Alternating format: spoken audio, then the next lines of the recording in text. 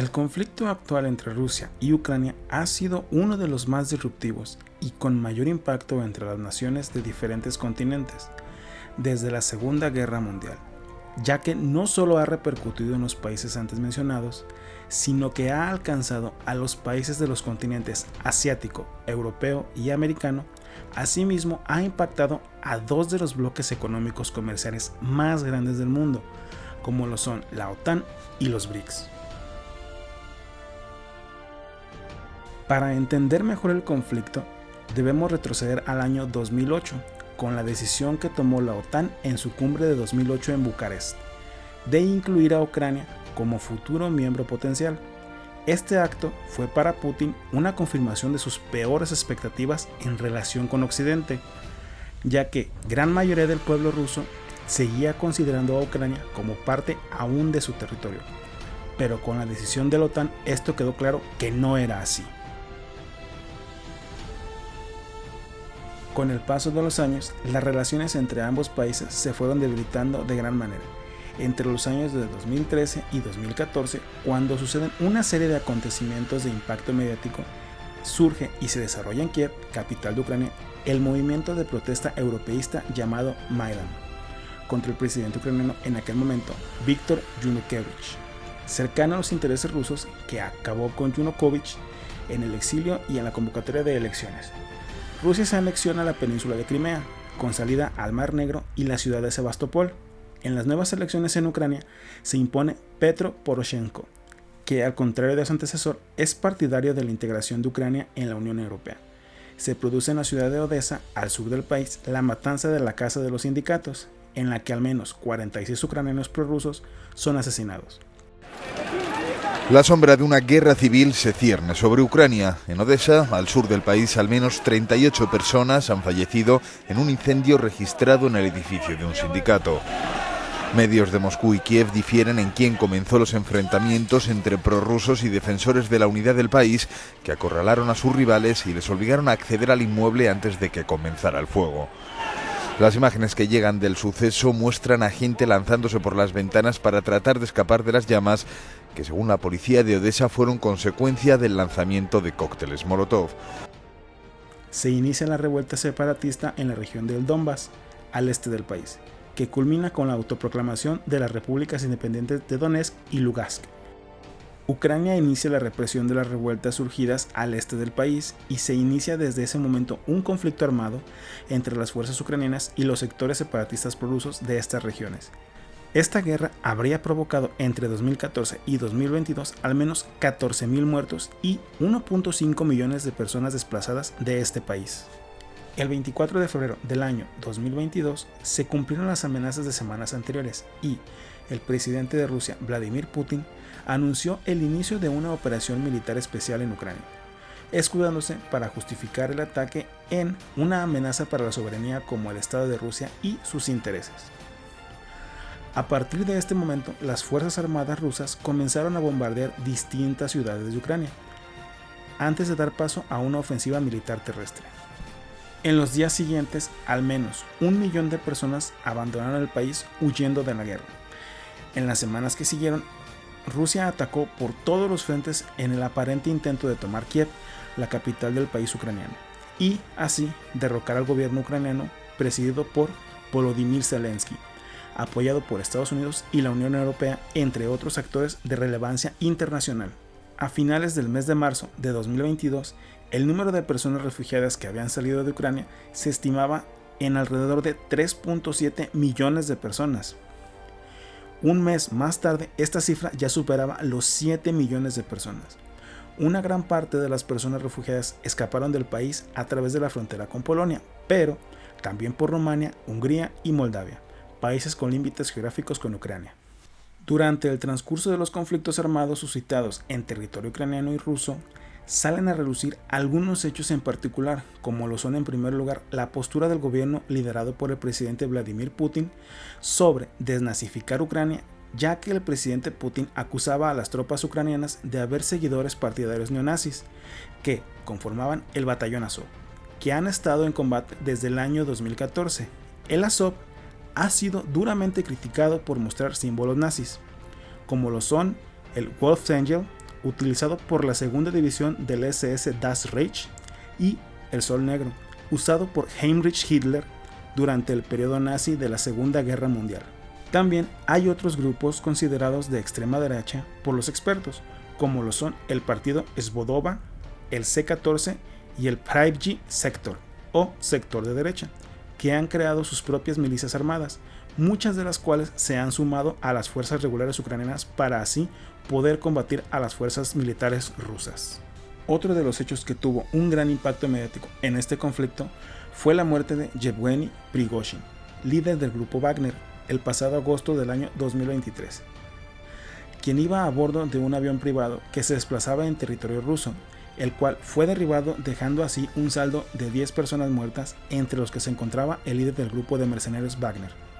Estos habían estado trabajando de manera paralela a las Fuerzas Armadas rusas por más de 10 años, bajo el mando del presidente Putin, con quien habían tenido diferencias por los actos en contra de Ucrania.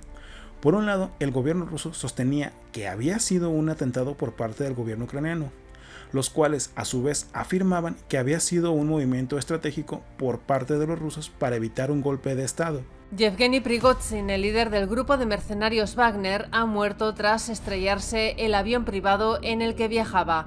En el aparato volaban 9 personas más, la mayoría miembros de su organización paramilitar, entre ellos su número 2, Dmitry Utkin.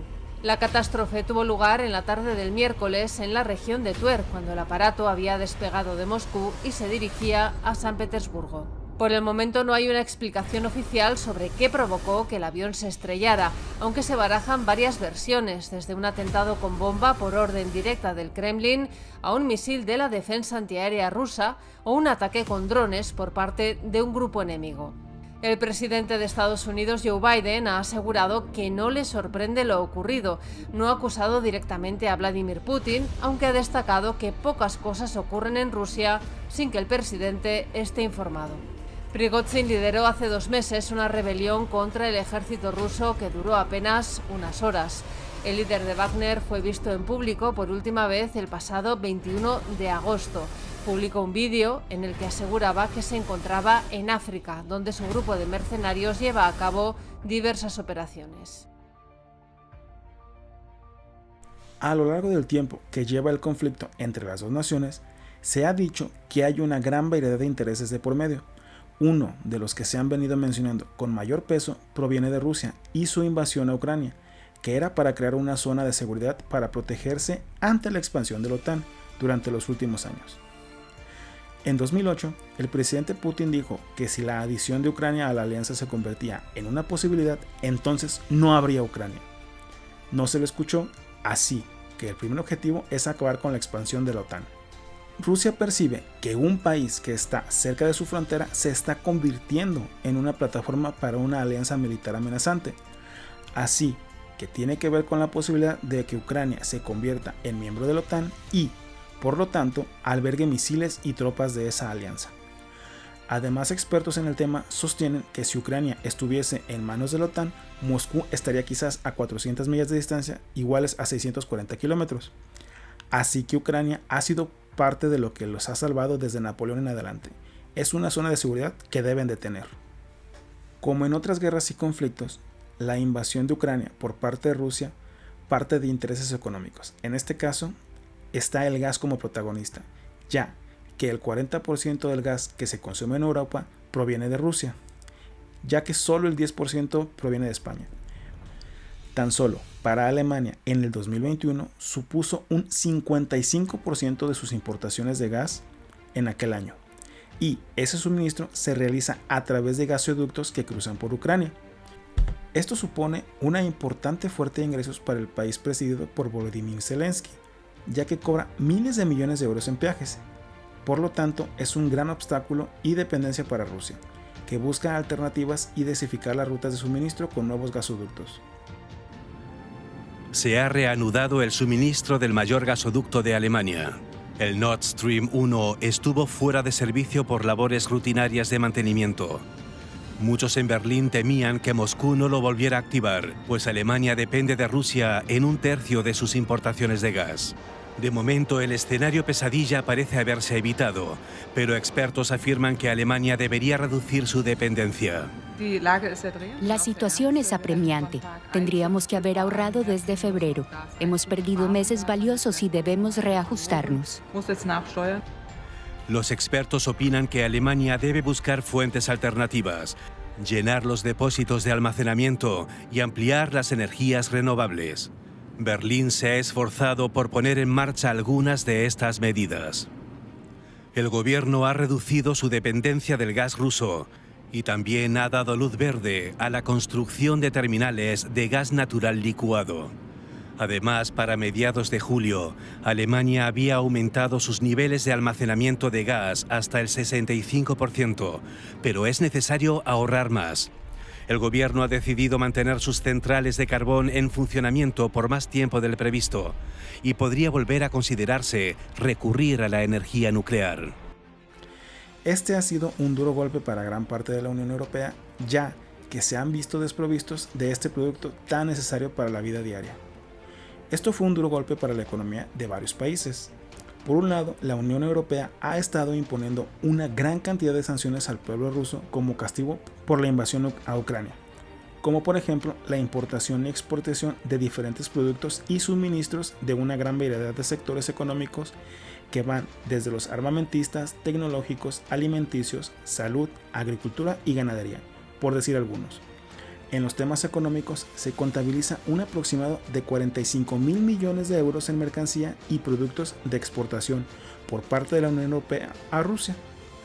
De otro lado, en el gobierno del presidente Putin, la cantidad asciende a un aproximado de 92.000 millones de euros a sus productos de exportación. Dichas cantidades han repercutido en la economía de ambos bandos. Asimismo, se han aplicado aumentos considerables a los aranceles en las aduanas de los países europeos y de aquellos que conforman la OTAN. Por el lado de Rusia y los BRICS han dejado de comercializar materias primas de uso para las industrias de Europa y sus aliados, como lo son el petróleo, gas natural, acero, materiales para la construcción, artículos de cuidado personal y en el sector alimenticio.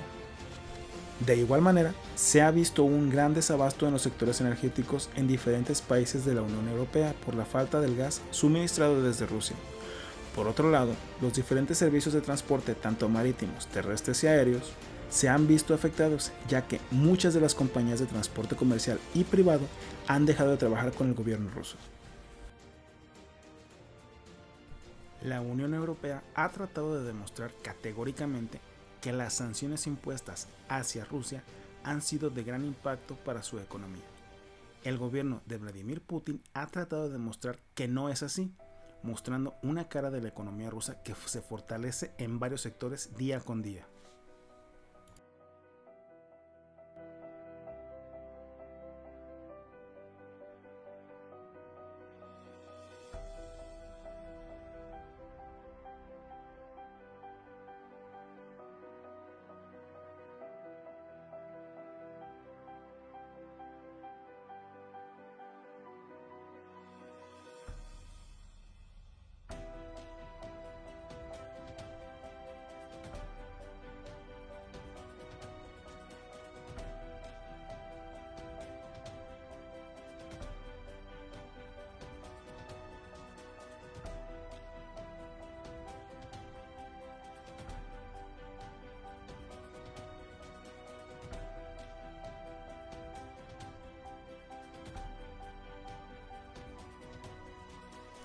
Por desgracia, no es posible un pronto alto al fuego por ninguna de las partes involucradas en este conflicto.